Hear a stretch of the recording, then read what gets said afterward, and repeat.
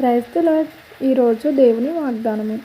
నా పేరు పెట్టబడిన నా ప్రజలు తమ్ము తాము తగ్గించుకొని ప్రార్థన చేసి నన్ను వెదకి తమ చెడు మార్గములను విడిచిన ఎడల ఆకాశము నుండి నేను వారి ప్రార్థనను విని వారి పాపమును క్షమించి వారి దేశమును స్వస్థపరచుదును. ఈ స్థలమందు చేయబడు ప్రార్థన మీద నా కనుదృష్టి నిలుచును, నా చెవులో దానిని ఆలకించును.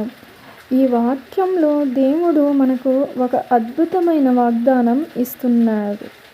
మనము తగ్గించుకొని ఉండి ప్రార్థన చేసి దేవుని వెదకి మన చెడు మార్గములను విడిచితే దేవుడు ఏమి చేస్తానని చెప్తున్నారు?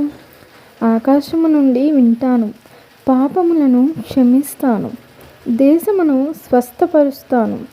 వాక్యం ద్వారా మరింత ధైర్యం ఇస్తున్నారు.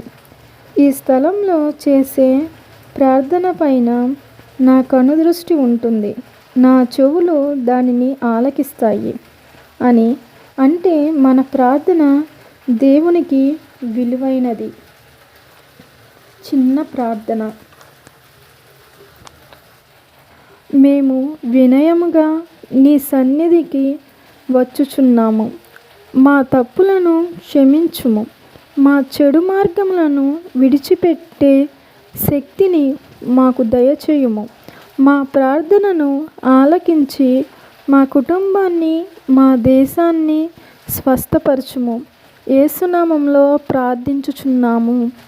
ఆమేన్. Praise the lord.